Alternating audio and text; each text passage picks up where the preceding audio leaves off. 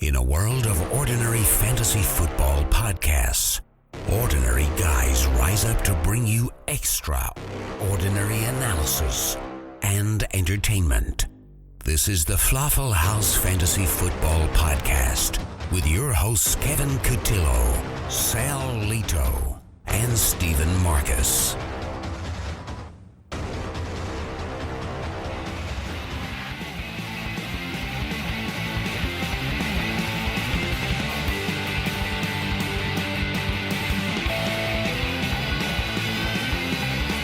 Good morning, good afternoon, and good evening. Today is Thursday, November 3rd, and this is the FLAFFL House Fantasy Football Podcast. I am your host, Kevin Cotillo, and I have with me Steve Marcus. What's going on, Steve? What up? How are you tonight, Steve? Oh, I'm doing very well. Thank you. Very well. I mean, the fantasy world, and more specifically, the falafel world, is constantly concerned with your attitude and your mood these days. Yeah, I understand, and I appreciate it, but I'm doing okay. Like I said, like I avowed, I'm not going to lose another falafel game for the rest of the season. So that After starts this week. Or No, including this week. Wow. Starting now. So I got nothing to be upset about. I'm feeling pretty good. That's great. One guy who does seem to be a little upset this week, or tonight, I should say, although no one really cares how he feels, is Sal Lito. What's going on, Sal? Well, first of all, you're an idiot. Second of all, I just can't help but feel like, Steve, are you Italian? Borderline. It's the name. Isn't it, Sal? What Marquez with a Z. I don't understand. That is Italian. It is Italian, and it comes from the Italian pronunciation of Marcusi. So take that. Haven't you told us this before? Of course. Oh. Absolutely. Oh. I made sure that you guys have known everything about my origins and backstories, and I even mailed you guys a copy of the written version. So you guys should have gotten that already. The least Italian-looking person I think I've ever seen. Don't worry about it. Don't judge a book by its cover, huh? I guess that is my fault for doing that. He threw an I in the A. He is Italian. Hey, Lito, that's not Italian though, right? So here's a little tidbit for you. I'm 42 years old, and about a year ago, I was working and it's a security guard. I was signing with the security guard, and female security guard said to me, "Your last name is Leto?" And I said, "No, it's Lito." She's like, "No, it's not." I'm like, "Oh, it's not? I'm 41. It's been that way for the last 41 years." She said, "No, this is how you say your last name." So I called my father, who was born in Sicily, and I asked him, and he goes, "Yeah, that's how you say your last name." I'm like, "You think you might want to tell me at some point that I was saying my name wrong all these years?" Never told me. So we Americanize it. You've still decided to go with Lito, even though you now know that it's wrong? Yeah, so I made it this long, 42 years, with this bastardized version of my name, so I'm just going to roll with it. All right, well, hey, I can't blame you there. It's your name. You can choose to do with it what you want, and like most things that I've noticed, you will get that wrong too. So for now, we're going to continue on with the show. We had a lot to get to, and as you all know... Hey, Kev, can I ask you a question? Sure. In the two leagues that we're in together, do I have a better record than you? The answer is yes. I got something right, evidently. For now. Carry on. Yeah, so I don't know. Now you've thrown me off. I really got you there. Yeah, you got me there. Because you know what? It just, in all honesty, it pisses me off that you're beating me in both leagues right now. I do think you have the upper hand in falafel, no question about that. But the other league, my team's really good and has really underperformed. So, poor coaching. I know all about that. Coaching. It is poor coaching. All right. Anyway, so we have a lot to get to tonight. We have game previews coming up for the entire slate of the weekend games. And if you've listened to the show at all, you know that Steve is a stickler for time, and it usually takes us way too long to get through them all. So I'm going to try and keep him happy tonight by doing this in under an hour. Steve, what do you think? I think that's a good idea. Never happened. It'll never happen. There's absolutely no question about it. But we're going to start anyway. So, Steve, why don't you lead us through these games and try to keep us on track? I will do that. We will start off with a 1 p.m. kickoff. This is the Lions at the Vikings. So the Vikings on a 2-game losing streak, and I think they were a little surprised when the sudden resignation from Norv Turner, the offensive coordinator, he steps down in the middle of the week. The offense has really been struggling with Sam Bradford at the helm and no Adrian Peterson. And on the Lions side of the ball, it seems like their offense is getting really healthy with Theo Riddick coming back and Eric Ebron getting in some full practices this week. They're probably going to be playing again and going against the Viking defense that, they let Jay Cutler carve them up a little bit last week. So, Kev, I got to ask you, what are you looking for and what are you seeing in this Lions and Vikings game that's got you excited? So I heard you say that the Vikings let Jay Cutler, beat them up a little bit. And I watched that game, and obviously I agree with you. He did have a decent game. But I will say this, no QB has finished inside the top 12 against the Vikings this year. So I'm not really expecting a ton out of Stafford for this game. I know that it looks like they're a little bit more beatable than they have been previously, and they do seem to be giving up some more stuff. But I'm curious because you guys both have Stafford as a top 10 play this week. Better than any so you think he'd be better than any other quarterback that's played against Minnesota this year? For me, Matt Stafford's a quarterback one for me every week. He's proved it. He's earned it. So if I feel like he's got a tougher matchup, I'll put him at the back end of QB1, but I'll start him over those other guys. He scores touchdowns. He throws touchdowns on most of these defenses. He's been successful. And, yeah, I'm comfortable rolling him out there on a weekly basis. He's a quarterback one for me. He's an every week start, in my opinion. Every week. I don't have too much to add to that. All right. I got him at the back end. So, I've got him lower than I normally do. I usually have him around 5. So I definitely have lowered expectations for him this week, but I feel the same way Sal does. He's doing, I have confidence in him where I'll start him again, even with a tough matchup. So I have him at 20. I do not confident in this matchup at all. I think the Vikings defense is legit. I think they have had a couple of down games, and they still have held quarterbacks for the most part in check. As I mentioned, with the not having a quarterback as a QB1 all season so far. So, another interesting note for me, Golden Tate has the edge over Marvin Jones in the target percentage over the last 4 weeks. So it seems like his usage in the offense is coming around a bit. And obviously we've seen Marvin Jones drop off quite a bit.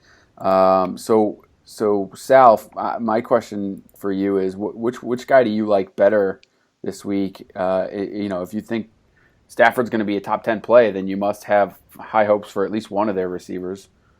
I have Marvin Jones higher. I do think that it's slowly working into a pretty even split. I like Marvin Jones' ability to get a touchdown a little bit more. But, yeah, Tate has been getting touches however they get him to him, quick passes. They've run him out of the backfield a little bit. So I think, maybe in a week or two, maybe you probably see Tate take over as the lead guy. But right now I think it's still Jones, and I do like him better for a touchdown this week. Yeah, I think Jones is definitely the more likely to get in the end zone, so I can agree with you there. But I do like Tate's usage over this, the past few games. And I will say this: if you're playing DFS, I think Tate is a pretty good value this week. So he's a guy I'm looking at. And finally, the one other note that I have on this game, I think, is Kyle Rudolph. I have him at tight end number 1 this week. The Lions are absolutely awful against the tight end, giving up 15 points per game or more, depending on your scoring format. And Rudolph also leads the Vikings in red zone targets. So these are just a couple of items to keep note. And I think that I can see Rudolph going off for a decent game, yardage-wise, and getting into the end zone. So you're saying Rudolph will lead the way? Wow. It's not even December yet, Sal. I can't even go. I think I might have to quit the podcast. Right. It's Christmas season. That's the way it is now. As soon as Halloween is over, there's not even such thing as Thanksgiving anymore. We just go bam right into Christmas. That may be the worst joke in FLAFFL history. No, I've got to have made a worse one. I got worse. All right, that's it for me on this game. Sal, you got anything to add on this one? No, we can move along. All right, guys, for the Eagles-Giants, we have some special guests in our new segment that we've been trying to get going here, the People Who Are Smarter Than Us segment, which is not hard, I think, to find. No, not at all. But for this week, we actually, instead of just doing a particular player or matchup, we got an entire other show to review or preview the Eagles-Giants game for us. So we'd like to welcome in the guys from the Bullrush Podcast to do the Eagles-Giants game. All right, what's up, FLAFFL House? These are the guys from the Bullrush Podcast. What's going on? FLAFFL. Yeah, what's up? This is Scott. This is Frank. That's me. Frank is not wearing pants, so just so you know. Just like every day. Exactly, never. He's actually on some Percocet, I think, right now, and drinking. So Vicodin. Yeah. Vicodin. Okay, that's fine. That's the good stuff. So we wanted to talk about our Week 9 game of the week, and it's Philadelphia at the New York Giants. So Frank, I want you to start here because these are your boys. That's so right. Why don't you get into this? What are you looking for in this game? I'm looking for the Giants to lose this game. No. Okay. No. What are you looking for fantasy, guys? For fantasy, that's right. Well, I'm expecting. I don't know. It seems like a Sterling Shepard game to me. Does it? He could be out there. He was like Dropsville for a lot of people recently. Yeah, yeah, he was. It just. I don't know. It seems like a Sterling Shepard. I don't have. It's just a hunch. You don't have reasoning. It's just a gut call. Yeah. Hey, that's half of fantasy, man. Half of fantasy. That's true. Those gut calls. So you don't think it's going to be an OBJ domination game?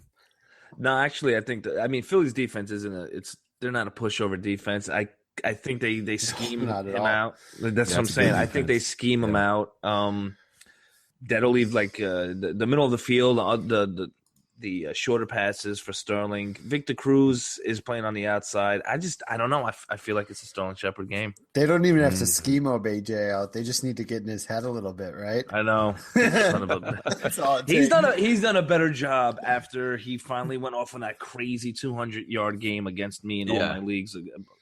I mean, he's done a better job of holding it in and not going crazy. But maybe the dad had a talking to him. I know. Did you see he seriously? He proposed to it. He went way too far. What is seriously? He's hamming it up now. Now even I was always behind him. Like, listen, whatever. He's a passionate guy, but now just all right, OBJ, enough. Yeah, just play football, please. Yeah, no kidding. Scott, what are you looking for in this game? Fantasy reasons. Probably the same thing you just mentioned, Ty. You gotta. Maybe we'll both talk about this. I'm such a Sproles guy right now. He is killing it in snaps. Just killing it. And I actually am starting a few leagues just because I think this is a decent matchup. The Giants have allowed 8 receptions to running backs in each of the last 2 weeks. That's total Sproles territory. You give Sproles 8 receptions in some open space. Whew, oh, yeah. That's 120 yards. Hell yeah. Hell yeah. Yeah, Sproles, I mean, I think he's gotten 80% of the snap, or he did get 80% of the snaps last week. So that's just crazy, for the running backs. Ryan Matthews, all his owners are crying, and how I feel about Wendell Smallwood. Yeah, they should know. Oh, yo, there you go, Ty. Wendell eggplant emoji. Yeah, hashtag small eggplant. Yeah, so on the Philly side here, we just talked about the running backs. What do you guys feel about the receivers? Got Dorial Green-Beckham, Josh Huff. Wait. Yeah, pick up Josh Huff in all of your leagues immediately. Hollow point bullets. Weed. Well, weed's not a big deal, but come on. He said he had a license in Texas. Yeah, he got Philly, dude. That's the Plaxico thing. He had a license, but not in New York. Yeah, in Florida. Right. You had a license in Florida, Plax. He ruined it. It could have been a back-to-back season. Super Bowl championship season. Thank you, Plax. That's the problem. These football players travel so much. You got to get a gun in every state. That's what you got to do. Right. That's right. Oh my gosh! I should not be promoting that. No, did you hear what Huff said? They asked him if he brought the gun to the stadium, and he like scoffed it off. What am I, Gilbert Arenas? No, you're yeah. He goes, I'm not Gilbert Arenas, but you're a moron driving around with a drunk at 11 in the morning on a Tuesday. It was my day off. It was his day off. All right, so let's get back on. Doesn't even know what they got into asking us. No, they are regretting this immediately. Yeah, I think J-Matt's the only wide receiver I think you can ever really. Can you trust any other Philly wide receiver ever? No. You can't trust DGB. No. He looked decent. But you can't trust him. No, you can't trust him. I am legitimately starting him in one league. I get it. Sometimes that's your option in week 9 by apocalypse here. Right. But yeah, it's I'm not trusting him. I'm just kind of hoping for that touchdown. Okay, so we've already established the defense for Philly. Who do you guys prefer, Carson Wentz or Eli? I still want Eli. Yeah, I'd still want Eli too. Eli at home. I can see on Ty's face he wants to go Wentz, but I really do. I feel safer with Eli. I feel like he's just going to be like a Jay Cutler DGAF mode, just winging it. I think he's going to do it, and Sproles is going to eat him up.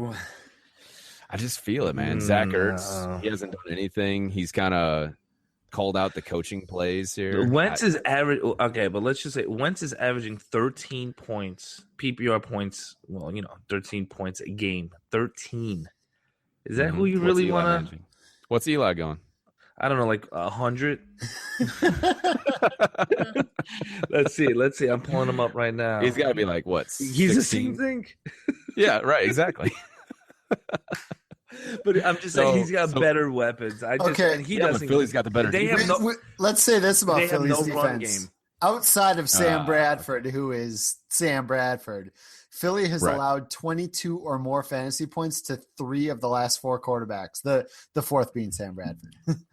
That was his revenge game, though. So does that count? Yeah, but the Giants have no run game whatsoever. They're going to pass, and but the Philly pass defense is better than the run game. Or the run defense. So I mean, it matches up well. It really does match up well. I mean, I'm taking the Giants in this game if I had to pick a team to win because they're at home. Yeah, to win because they're at home. But I think that there's going to be a factor here where Carson Wentz is just winging it. Oh, and if you're a degenerate out there, that over under is 43, which I feel is way too low. Money in the bank. So anyway, that's our game of the week from the Bull Rush. Thank you, FLAFFL House. Yeah, have fun with that. Check us out. Peace out, Falafel. Later, guys. See ya. All right, so thank you to the Bullrush Podcast. You can check them out at Bullrush Podcast, I believe is their. Let me check their Twitter handle there. But that's Ty Miller, Scott Fish, and of course Dynasty Frank. We appreciate them doing that. That was awesome. It was great. Obviously. Wait a second, they got an Italian guy from New York too? Yeah, I logically they should be a rival podcast to us. I mean, they 3 guys. One of them's from New York. Kind of sounds like a bit of a jerk from time to time. Yeah, that was not very nice. That's not a way to talk for about what they me. just did to us. Yeah, that's true. That is true. That is very true. It's like Bizarro Flaffle. Oh man. So I take that back. You're right. Only Sal sounds like a jerk. Dynasty Frank's awesome. Hey, Frank, Kev's a douche. He's from New England. You get it. All right, but no, seriously, check those guys out. Their podcast is awesome. Obviously, everyone knows Scott Fish from the Scott Fish Bowl, but the other 2 guys do a great job as well. And it's just a very entertaining podcast. So definitely check it out. Steve, you want to continue on with the Jets and Dolphins? Yes, we will move right along down to Miami, where the Jets are heading for a 1 p.m. kickoff. They're going down to Miami to try and stop Jay Ajayi, the no doubt keeper of the year for the Miami Dolphins. Kev, I know that you hate the Jets defense, which has led to a lot of Miami love in your rankings this week. But Ryan Tannehill, 11th overall. You love some Ryan Tannehill this week. You would tell us why.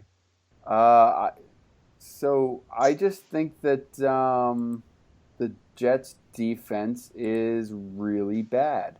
I don't know how else I don't know how else to say it. What kind of analysis? I mean, they're giving up 23 points per game to quarterbacks, and I just think it's an easy matchup. I think that you can expect Jarvis Landry to go off in this game. I expect he will have a great game. The Jets are 3rd worst against wide receivers, giving up 27.5 points per game. They're actually tied for second with the Baltimore Ravens. So I think the reason Tannehill sucks is, well, there's many reasons why he sucks, but one of the biggest reasons that he sucks as a fantasy quarterback is the lack of touchdowns that he throws.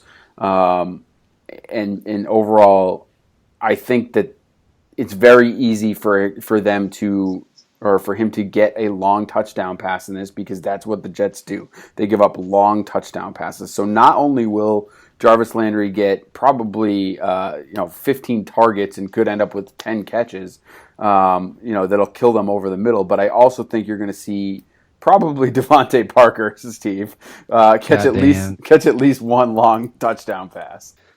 I know. So, Kevin, another way to say that the Jets are really bad is they're really not good. Yes, very true.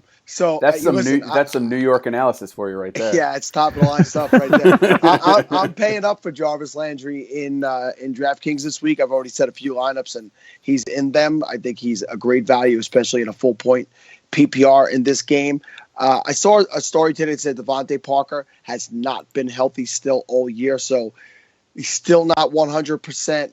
The guy has nothing but ability, big play ability, and maybe he does get deep for a big touchdown, like in the Bills game with Goodwin when he got free for a touchdown, something similar to that. But I don't know if he loads up on receptions.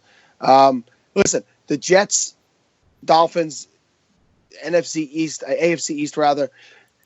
These battles always are pretty tight, but the Jets always do well. They've won 4 out of the last 5 in Miami. So I think this is going to be a win for the Jets in this game. And I think that they get Forte heavily involved, as he outtouched Powell a lot last week. And I think Brandon Marshall also has a very good day. But I'll agree with Kev. I think I have Tannehill at 12, Kevin, if you have the ranks out in front of you. Yes. I did pick him up to stream him in a 12-team league this week where I have Carson Palmer on vacation. So, yeah, I think this is a good week for Tannehill. Sneaky DFS play also. To further the point, the Jets are giving up the most yardage, obviously, in the league for passing yards at 2,327 so far in the season. So they are worse than your typical guys, teams that you're thinking about: the Colts, the Falcons, the Raiders, and the Browns. I mean, so they are worse than them as far as yardage is concerned. And touchdowns, they've given up 15 touchdowns as well through the air. So they are not good. Too much Miami love for my liking. I'm going to move on and spare everybody else from all of this. We're going to move on to the Jaguars and the Chiefs. Another 1 p.m. kickoff. I'm sorry. Whoa, go back up for a second, because we didn't talk about Jay Ajayi at all. Starting him. I think we did. Well, I don't know. Are you? I mean, yes, you're starting him. I agree with you there. But what do you guys think is going to happen with him? Because a lot of people are looking at the last couple of games for him and really having some very, very high expectations for him. You guys have him at 16. I have him at 12, actually. So I'm the highest on him. But are you concerned at all?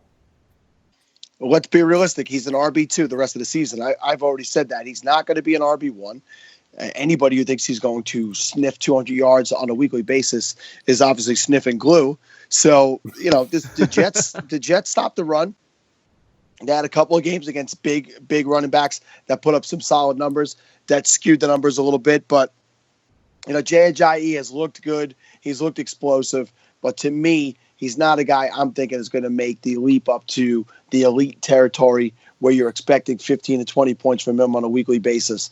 I think that he's an RB2 this week, and you could expect somewhere more like 10 to 12 out of him. And we didn't talk about... Sorry, I was going to say we didn't talk about any Jets at all. So does that mean you guys have no faith in the Jets this week? Or So I don't know. I'm on the podcast. I'm talking. I know I mentioned Forte, and I know I mentioned Marshall. So, I'm well, I didn't listen to that. And I I certainly didn't hear Steve give any analysis, and that's kind of all I care about. Oh, you only care about my analysis? Well, wow, that guy's got one win. He's got one win. All right, Steve, move us along. Brutal. That was brutal, Sal. All right, we're going to move along to the Jaguars and the Chiefs. 1 p.m. kickoff. The Chiefs dealing with a ton of injuries right now. Alex Smith already been ruled out for this game without a concussion. Spencer Ware in the concussion protocol does not seem to be on track to play this weekend. And Jeremy Maclin shows up today on the injury report, missing practice with a groin injury. So it is going to be the Nick Foles, Sharkandrick West, and Tyreek Hill show this week. Sal, what are you seeing from this matchup? I'm seeing that you better include Kelsey in there as well.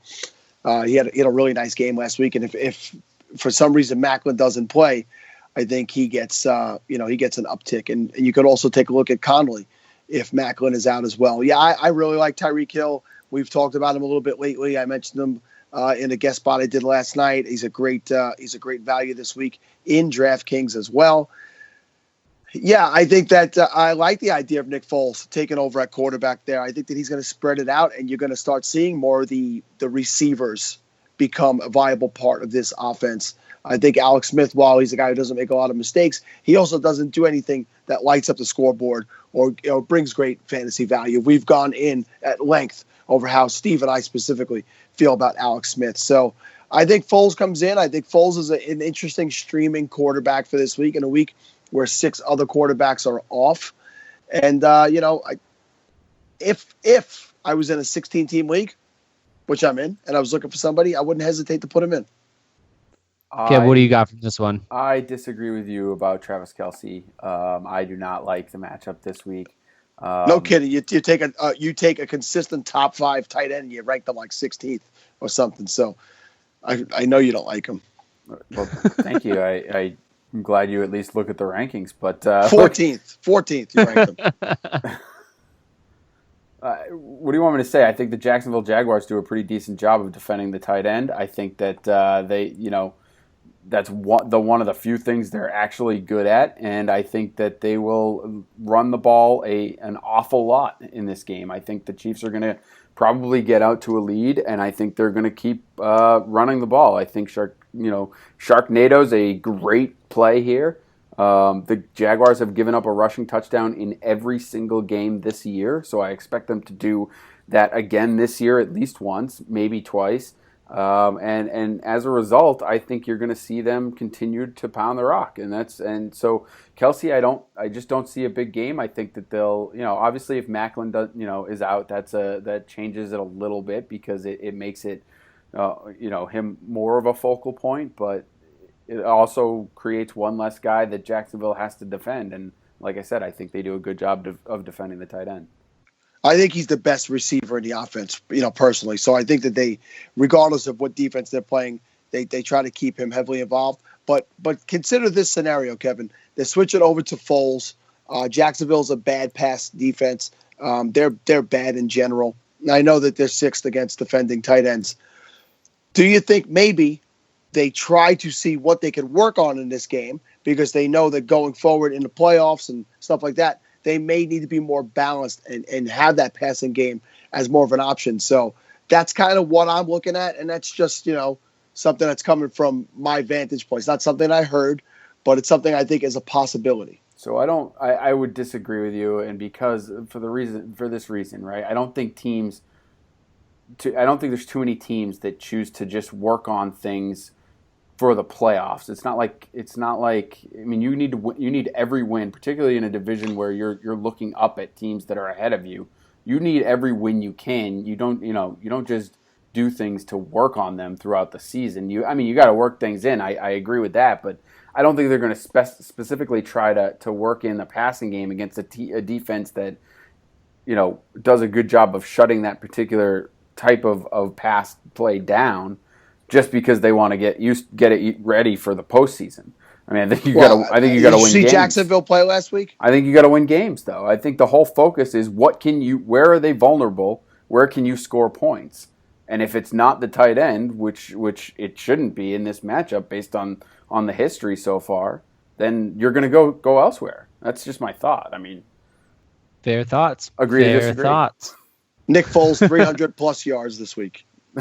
My Lord, you are out. That would be great. That would be hilarious. Mark it down. All right. So Kev, for the Jaguars, real quick, we've got TJ Yeldon ranked as a low end RB2, But when is it time to give up on the running backs in Jacksonville?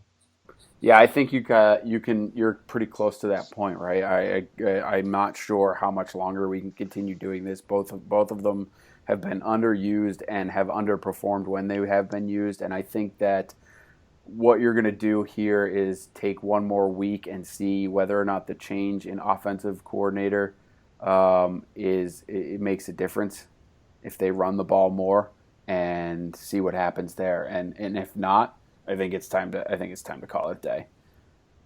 What week are we in? Week 9. Week 9. Yeah, I think week 7 is a good time to give up on the Jacksonville running backs. I mean, how do you not? It's been pretty bad. How do you not see if the change in coaching structure makes a difference? I mean, I think at this point, why not wait one more week? Yep. Especially this week with so many other running backs on bye. We've all got him as ranked as a running back 2, low end running back 2. Sal's lowest on him at 25. So we're all just about there. That is a flex, sir. Hey, low end, it's borderline. All right. Yeah, no, you bring up a good point. So when I was doing my rankings this week, and I saw just the dearth of people available to rank, and now we had to put guys that I'm like, I wouldn't start these guys, and I got to rank them as RB2s because there's nobody else available really. So it's not often that you get 6 teams off in 1 week. So he does have a little bit of an interesting play this week, but beyond this week, when there's maybe 2, 3, or 4 teams off, 3. Why would there be 3 teams off? Yeah, I don't think he becomes. He's definitely somebody who would have to have a superb matchup to play going forward. Indeed. All right, we are going to move on to the Cowboys at the Cleveland Browns. Another 1 p.m. kickoff. Can this finally be the week that Cleveland gets their first win of the season? I don't know if there's anyone we really need to talk about for the Cowboys. I think you're pretty much starting everybody, but I think we will talk about Dak Prescott, who has had quite a few good starts in a row, and we've got him ranked as a QB1 this week. So, Sal, is Dak Prescott an every week starter for you, or is this just because of the bye weeks? Yeah, I think it's definitely a matchup situation, but the guy has been, he's been in the territory of a QB1. He's putting up, I think, no less than 17 points a week, which is, a solid production at a quarterback. And I think it was very interesting that all of a sudden Tony Romo's, not quite sure when he's going to be ready to play and stuff like that. So I think that really deep inside the Cowboys want to stay with Dak, but they're really struggling with, possibly make it, stay with him too long. And then if it becomes a problem later, maybe Romo's not quite ready to step back in. So right now I can't get too comfortable with him being my lead guy because he may or may not be there in a couple of weeks. But for this week, absolutely, he's a wonderful play. All right. And just on the Cleveland side of the ball, Kev, I know you've got a lot of stock in this guy and really liked him coming into the season. How are we treating the return of Corey Coleman this week? I'm excited to see it. I think that he's going to be a good player going forward. I think that they need him in that offense. Look, his last game before, he broke his hand, 5 catches, 104 yards, and 2 touchdowns. So you've seen the flash, but again, it was only really 1 game. I do think that McCown starting helps him a little bit as far as, just overall production. I think he'd be better off with McCown than he would be with Kessler. So I like this game, and I don't think that the Cowboys really present too much of a struggle for him. So I think that there will be some opportunities there. I think, Cowboys are middle of the pack as far as points for wide receivers, or fantasy points for wide receivers, 23.7. They're 19th, I think. So, overall, it's a decent matchup, and I'm curious to see what he does. I don't know that you're thrusting him into the lineup unless you're in a 16-team league that you really have nothing else to choose from, like I do. But for the most part, I do think he's someone to keep an eye on and see what happens. And then if As I've said for a couple weeks, if he's somehow still available, go grab him right now. All right. Is there anything that anyone else wants to talk about in this one? Seems pretty cut and dry. Yeah, Dallas will win. Ezekiel Elliott going to go for 200 yards this week, guys? It definitely is in the realm of possibility. It is a possibility, that is for sure. You know, one question for you guys though. So I've been hearing, this is not really fantasy related, but I've been hearing people start to murmur his name in MVP talks. What are your thoughts on Zeke for MVP? No, sir. I don't like it. Yeah, I wouldn't put him above Matt Ryan or even David Johnson right now myself. So I agree. I think he's pretty far down the list for me, probably. Maybe top 10 of MVP voting, but that's about it. Definitely a top 10 candidate. All right, we will go on to the Steelers at the Baltimore Ravens, another 1 p.m. kickoff. This game a few years ago, definitely one of the best divisional matchups around. Ravens have fallen off a little bit as of late. So I think you're starting all your Steelers here, but what are we going to do with Terrence West? Last we saw him, he had 8 carries for 10 yards against the Jets. Talks over the bye week were that they really wanted to start getting Kenneth Dixon more involved. So Kev, you were a big Kenneth Dixon guy. What do you think the Baltimore running backs are going to be like going forward? I think that this is a messy situation at best. I do think that the Steelers can be run on quite a bit, but I do also think that it's still currently the Terrence West show.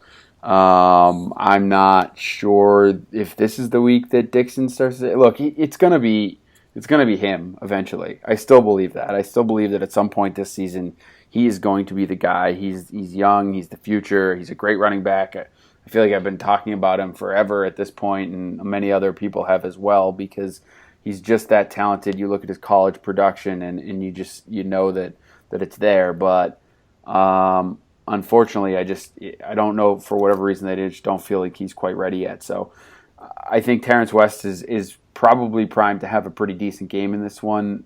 Pittsburgh Steelers, what did I say, 3rd overall in fantasy points against them by running backs. So they can definitely be had.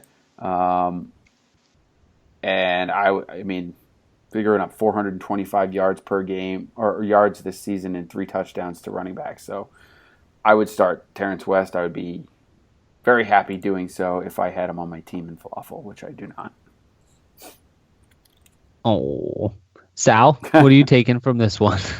Yeah, you guys know I've been on Terrence West's side in this debate, and I think it is still his game, and I think that he has an absolutely great matchup, and I'm plugging him in, and I'm confident going forward he's going to remain an RB2 for my team.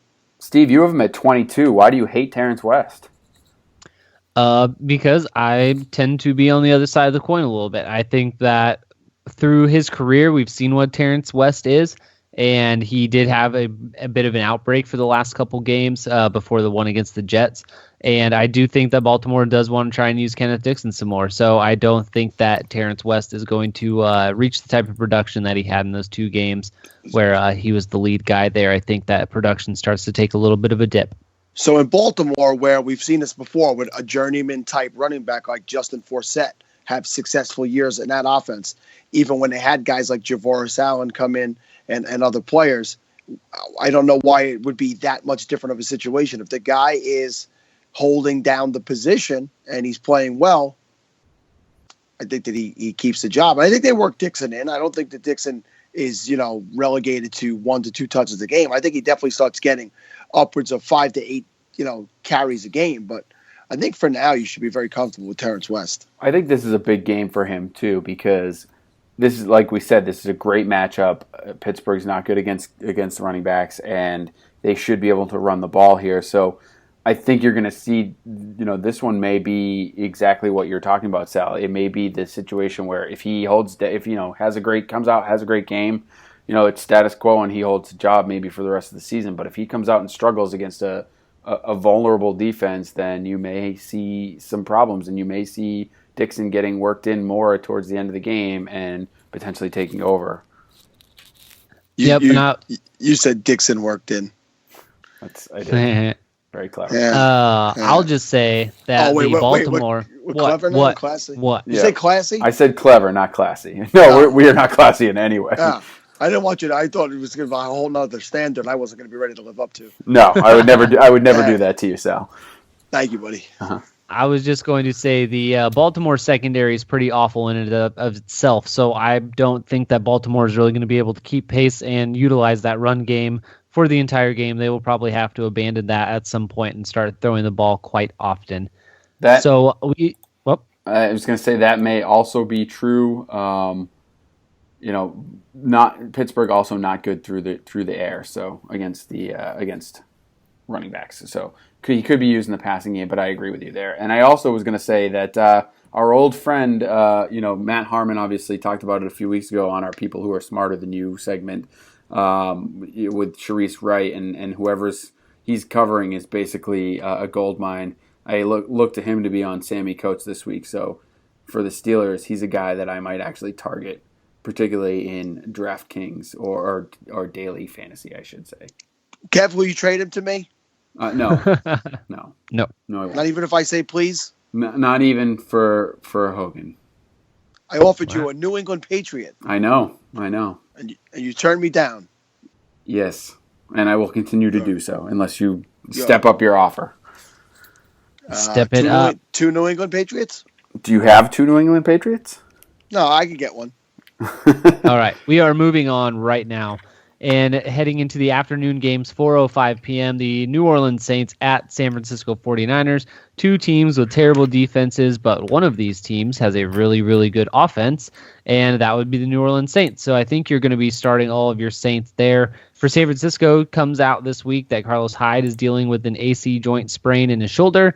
Most likely isn't going to be playing this week if I had to make that call right now. So, Sal, who is your guy if Carlos Hyde does not start this week? Well, a few weeks ago, I thought it was Mike Davis. Mike Davis comes out, he runs for a touchdown on the first drive of the game, and then he doesn't really touch the ball again. So it could be, it could be Drones. It could be, who's the other guy they have out there? There's a third guy. DeJuan Harris. Yes, DeJuan Harris. So I think it gets a little bit tricky. But you're going to want to get somebody in there because this is the worst or the second worst. It's the second. So New Orleans has the second worst run defense, and San Francisco has the worst for running backs in fantasy. So there's going to be plenty of goodness for running backs in there. So keep an eye on it. See if anything comes out as to who's going to be the guy who starts the game. And you might even want to get one or two of them in your lineup. Kev, what are you seeing from the Saints side of the ball? Well, I'm looking at Mark Ingram specifically. Obviously, the benching last week helped no one, as in most leagues, he had negative points because he rushed for less than 5 yards and then had a fumble. So, this is the absolute prime matchup for running backs in the league right now. 49ers giving up the most rushing yards in the league by 146. So they've paced everyone by 146 yards at this point for giving up rushing yards, and I think that you have to get Ingram in there. I know Hightower was the big waiver wire pickup for a lot of people this week, and I get why, and it's great to have him as a handcuff. But I actually think they're going to go back to Ingram this week. I think he'll be the guy. I think Hightower might get mixed in here or there, but I think they're going to depend on Ingram because he's the talented guy there. And you're going to see him run all over the 49ers. I think you'll see Hightower come in when Ingram needs a break from his 40-yard runs which he might have multiple of in this game. Yeah, I couldn't agree more with you, Kevin. I've said that in multiple places this week, and he's $4,800 on DraftKings. It's practically being begged to be put in your lineup. I agree. This is his job. It's going to be his job going forward. This was hey, you need to learn a lesson. It was an important game. Sat you down. We managed to win.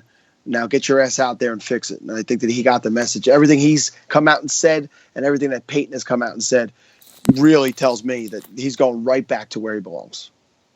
Steve, is there anybody you're not starting on the Saints side of the ball? Fleener. maybe. Yeah, for his snap total, it's dwindling tremendously on a weekly basis. It just goes down and down and down. So I think he's really starting to drop out of tight end one consideration after having a couple of games that made you think he was relevant. So I got to agree with Kevin there. Yeah, he's our tight end 12. I have him at 13. Steve has him at 10, and Sal, you have him at 15. So Steve still thinks he's a tight end 1 for this week, but I agree with you, Sal. I mean, this is not the game for him. All right, you guys got anything else from this one? I will just say that I know we don't talk about it very much, but the over-under on this game is 52 points. So that should tell you that they're expecting an awful lot of scoring. Saints are going to score them all. It's entirely possible. 51-0, take the under. All right. We are going to move on to another 4:05 kickoff. Panthers at the Los Angeles Rams. Panthers have looked like a different team since Jonathan Stewart has returned, especially their offense. He's put up 2 20-point games. The Rams are coming off a bye week. They will be trying to get Todd Gurley back on track. But I'm not sure they're going to be able to do this up against this Panthers defense, who's coming off a week where they just shut down David Johnson in his run game. So, Kev, what do you think is going to happen with Todd Gurley this week and then maybe going forward? Yeah, I mean, not a great matchup for Todd Gurley. Panthers giving up 14.9 points per game to fantasy running backs this year.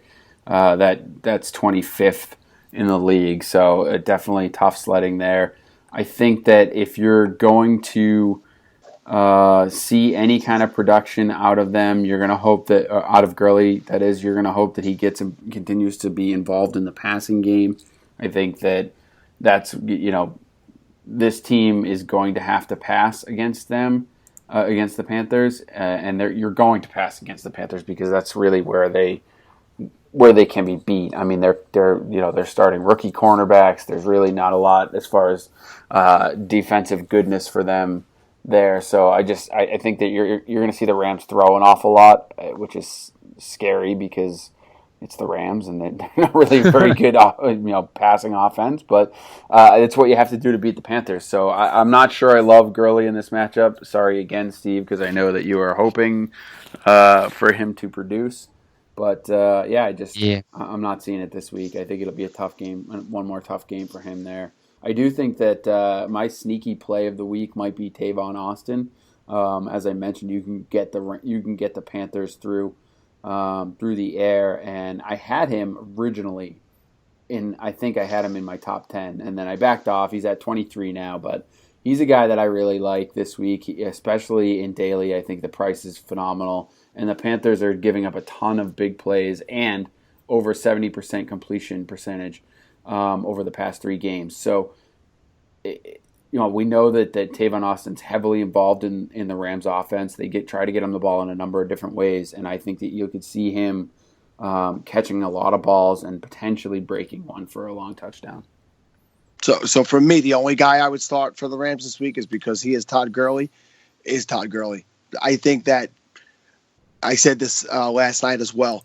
The Panthers, as far as I'm concerned, are 1-0 because they came out of the bye week, and this is the new Panthers team, the refreshed Panthers team, and I think that you're going to see them make a good shot at running the table going forward. I think there's a definite possibility the Rams do not score a point in this game, and if they do, it probably comes from their field goal kicker. The Panthers looked reborn last week. The defense looked like the defense of last year. That pass rush got crazy on last week. I just think that Rams are not in the class of this team, and I definitely look for the Panthers to absolutely turn their season around. I know what you're saying and what they've done all year and what wide receivers have done.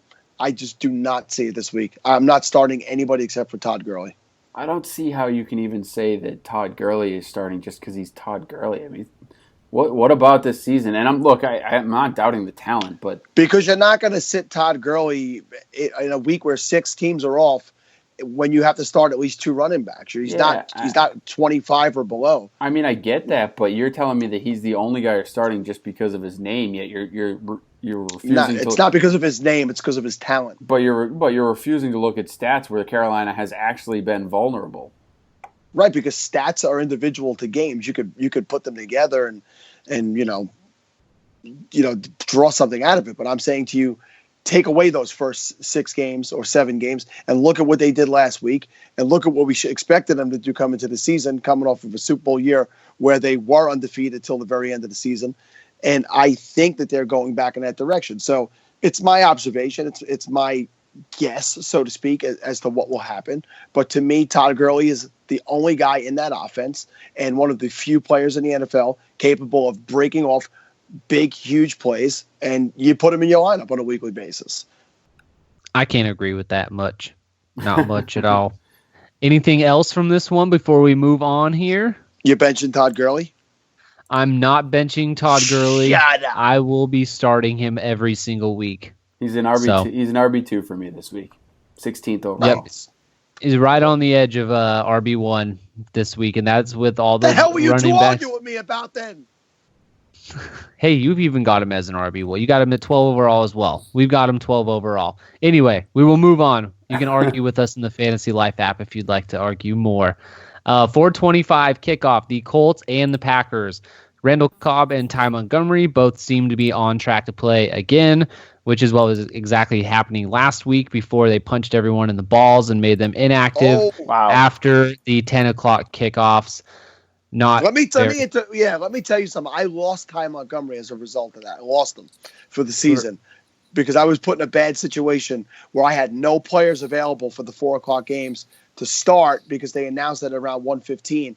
And I had to release him in order to pick up a wide receiver to start for my team. And Yahoo, for some reason, you are not allowed to put a waiver claim in for a guy that you were the recent person to drop. He has to pass through waivers in order for you to pick him up. So I could not even put a claim in to get him back, and I lost him now and don't have him on my roster. So screw you, Green Bay. I'm all right. Wow. Yeah, I'm okay. Go ahead. All right. And then we've also got on the Colts side of the ball, Dwayne Allen seems on track to play this week after getting a few practices in.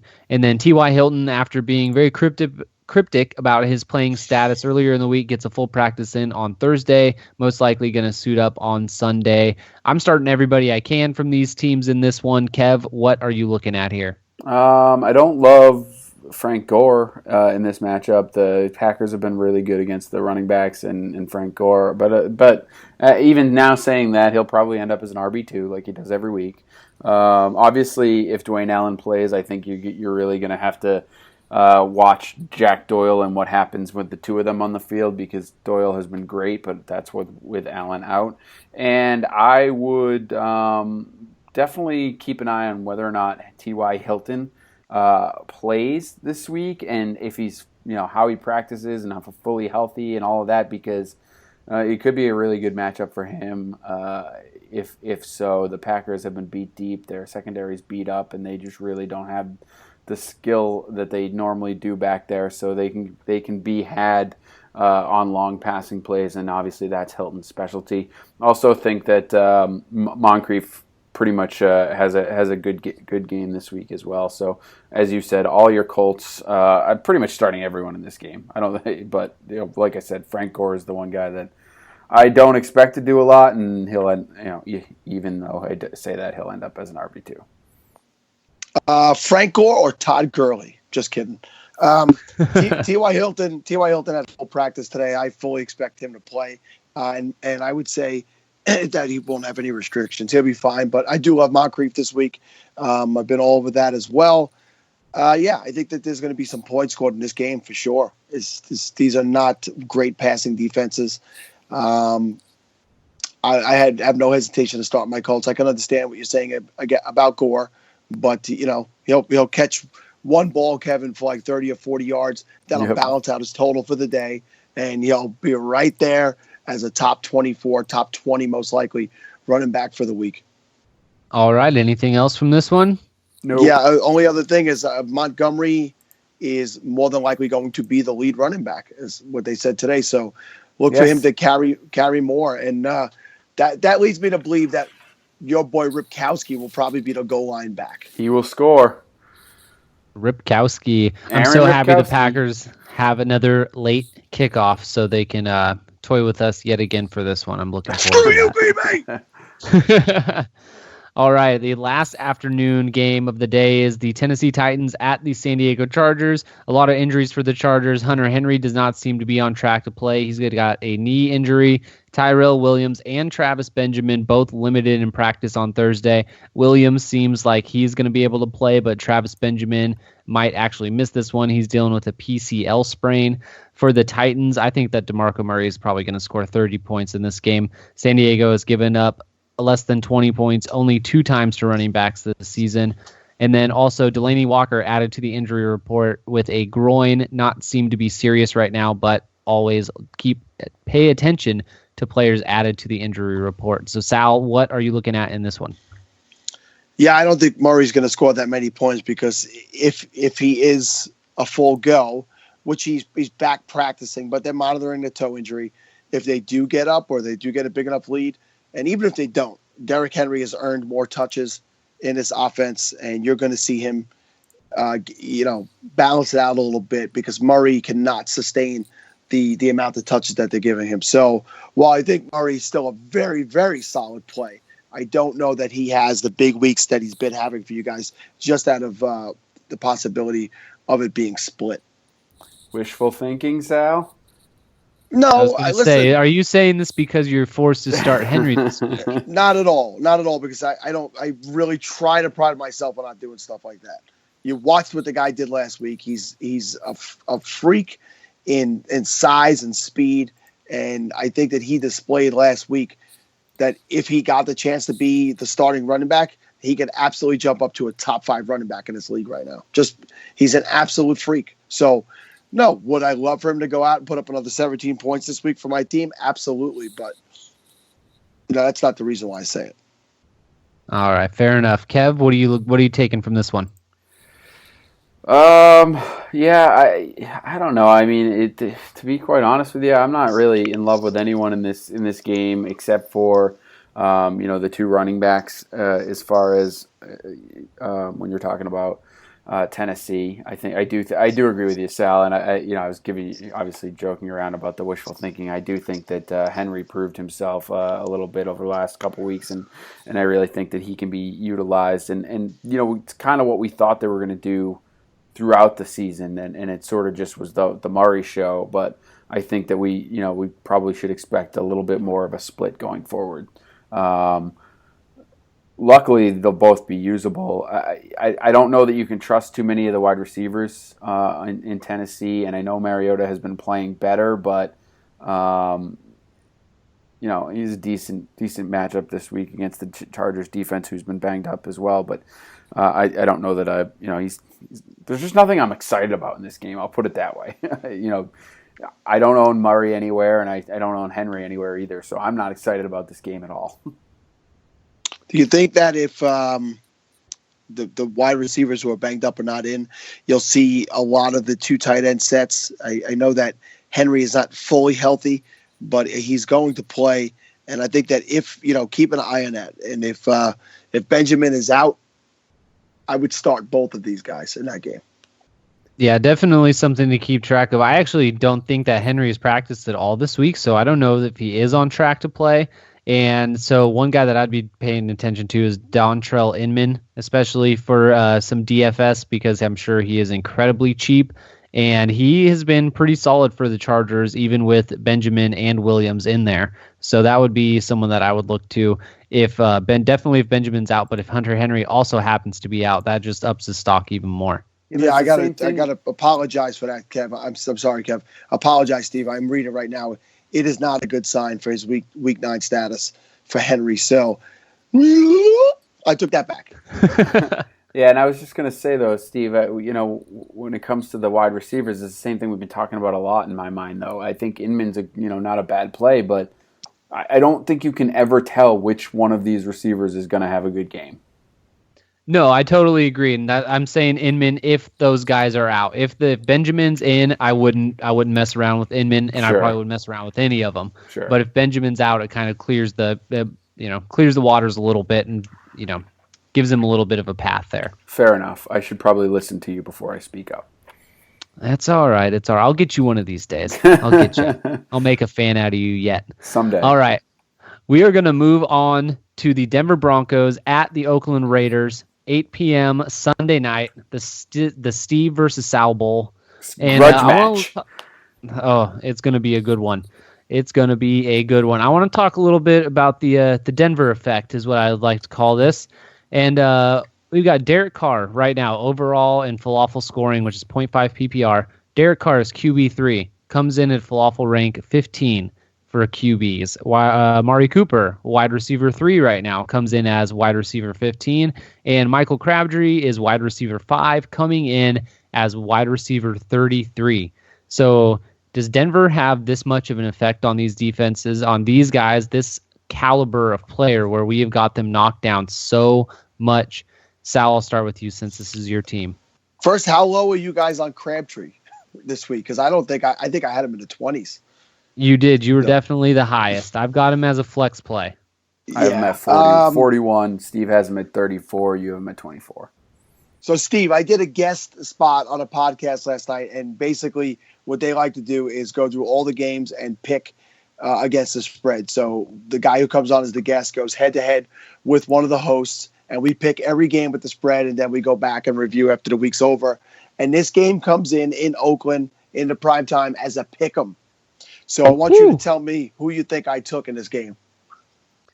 I would guess that you would fade your own interests and take Denver. I took Denver because I want to compete and I want to win.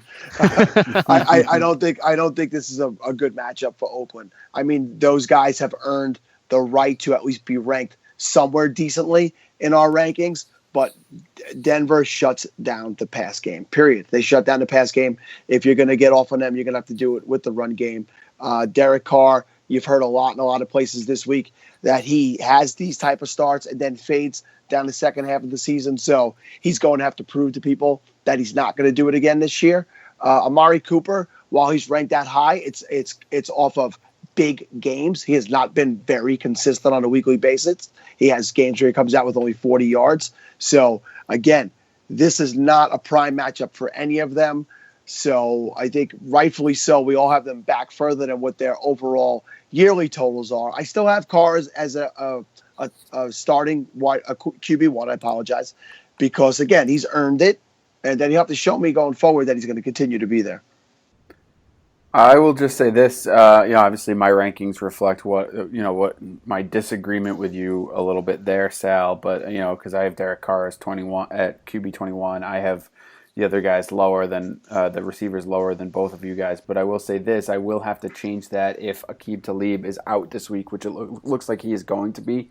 That certainly does have a positive effect on the Oakland passing game, because you look at, while Chris Harris is still a good cornerback, Bradley Roby is not.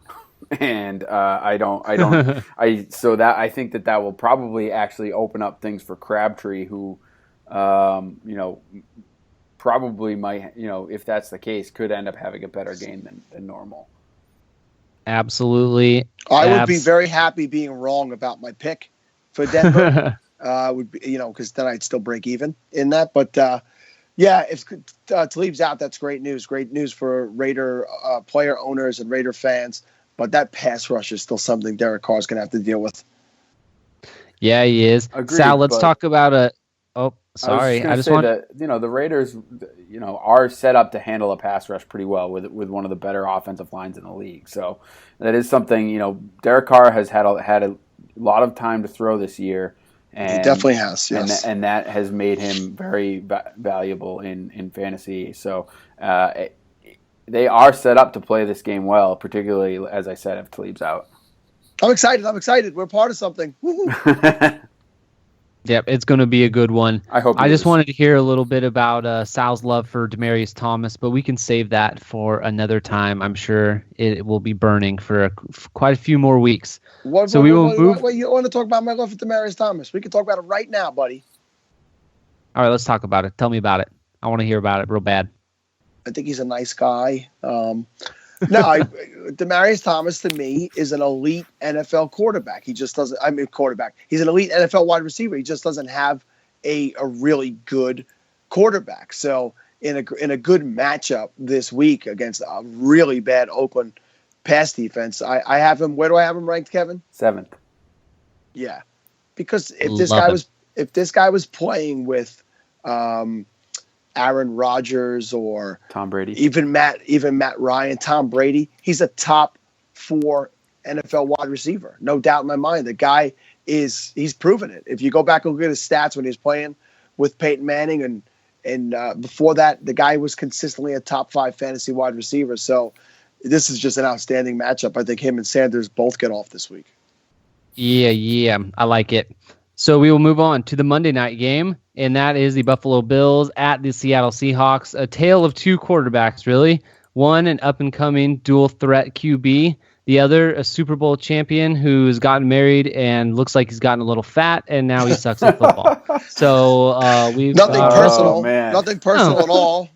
No, those are just my observations. Completely unbiased and everything. You know what happened, Steve? What? This is the Costanza effect. He wasn't having sex before he got married. Now he's having sex, and he forgot stupid. Everything. He's stupid. I get it. Cut that out, Russ. You cut that out. LaShawn McCoy says he's feeling a lot better after practice on Thursday. Kev, you are a shady owner, and you also own McCoy and FLAFFL. So what do you do if he starts this week? If he starts, you start him. I think there's no question about that. But I don't love it. I don't love it because, for one, even though it hurts me in FLAFFL if he doesn't play, I think having him get healthy for another week would be phenomenal.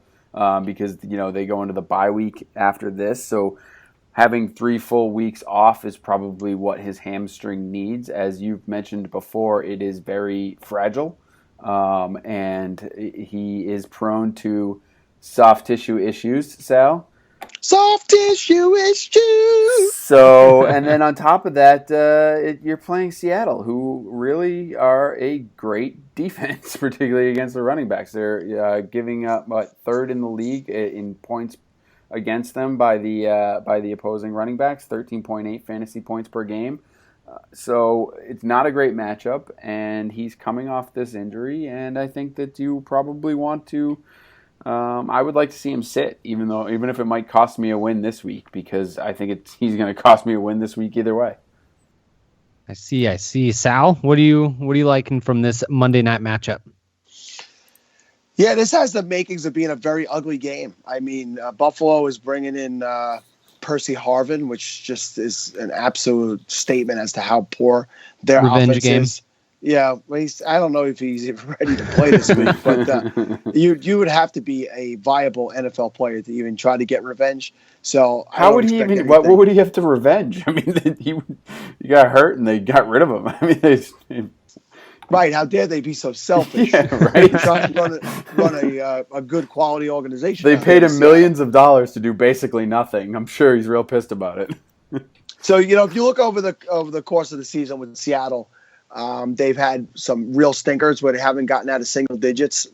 They've played games like 9-6 and 6-3 and 6-6, and then they've had other games where they put up points. So this could go either way. They could come out and get it all right, and that's a tough stadium to play in. So the Bills could come in there and just absolutely get lit up, or you could have another one of these games that ends 9-6. Let's call it 8-5. That's always fun. So. I don't really know what to expect. I wouldn't be happy. I don't think I own players from any of these teams with the exception of McCoy. So if he plays, if he's starting, I'm playing him, but that's really more a necessity of not having a whole lot of people with bye weeks. Guys, I'm looking through the rankings right now. Strangely, so we rank 50 wide receivers. I don't see Percy Harvin. Did we? That must be a mistake. That must have been a mistake on all 3 of our parts. Yeah, we'll have to revise those. Man. I have him on my list of guys not to start. It's a list of 1. One guy. I mean, if I had to guess, I'd probably wedge him somewhere in between. What are you doing with him? What the? Brandon Cooks and Dante Moncrief. Oh, okay. Right in that area? Yeah, sure. Yep. You must have one hell of a shoehorn to fit him in there, sir. That's funny. Yeah, I'm with Sal on this one. I think it could very easily turn into a dud of a game all around, particularly for fantasy standpoints. Buffalo is not talented enough to get past the Saints defense, in my opinion, and the Seahawks defense. And the Seahawks offense has looked so bad this year. It's very hard to trust any of them. But I look, supposedly Russell Wilson, he's not on the injury report anymore, so maybe this is the game he turns it around a little bit, and Steve, backs off him a little bit. It won't be. Back off, Steve. I would love to. I would absolutely love to back off. Give me a reason to. I'll do it. All right. That's right. That's what I thought. All right, I'm done here. So that about wraps it up for all the games. Let's just, I have no idea where we are in time because we've had some technical difficulties with our clock. So we're way over. I'm sure we are over an hour, but that's okay. So let's just get to some final thoughts. All right. Be sure to follow us on Twitter at FLAFFL House. Look for us on Facebook. You can like our page there. Just search for FLAFFL House. Find us on Instagram. Look for FLAFFL House there. Of course, we've been talking about our rankings, all kinds of articles for start and sit, DFS. We've got some betting articles that I write with a good buddy, Dead Duck. So check out falafelhouse.com. Just search for falafel on the internet, and you are guaranteed to find us. Sal. If you went to sleep and did not watch the end of the Thursday night game, the entire Tampa Bay offense is dead. None of them are playing anymore. Jameis Winston left with a knee injury. Mike Evans left with a concussion. And Antone Smith was being carried off, unable to put any pressure on his legs. So you missed the doozy if you went to bed too early. Shout out to my friends over at the Basement Sports Report. I did a guest appearance with them last night. These are great guys. Give them a look. They are available on all the typical podcast platforms, including iTunes. Great group of guys. Had a lot of fun, and I just wanted to tell them thank you. Kevin. And, of course, I just want to thank our people who are smarter than us tonight, the Bullrush Podcast. You can check them out on Twitter at Bullrush Podcast. You can check out at ScottFish24, at TYNSTL, and at Dynasty Frank. Those are the guys that put that show on. It's a really great show, as I mentioned earlier. A lot of good info, and they definitely keep it entertaining. You can find them on iTunes or wherever you grab your podcasts. So check them out. Kevin? Yes? Would it be appropriate if we ended the show in a certain way tonight? I don't know that that's appropriate ever, Sal. Steve, kick the monkey!